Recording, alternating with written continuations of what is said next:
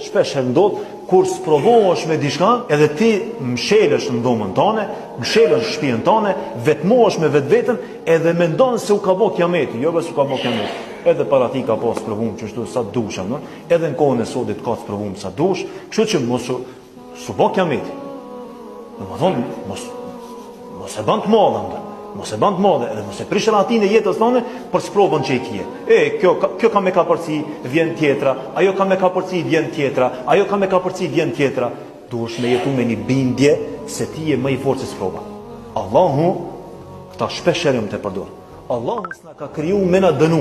Allahu na ka kriju të fortë që me u ballafaqu me sprovat. Dihet një fjalë, njeri është më i fortë se guri. Po valla, njeri është më i fortë se guri.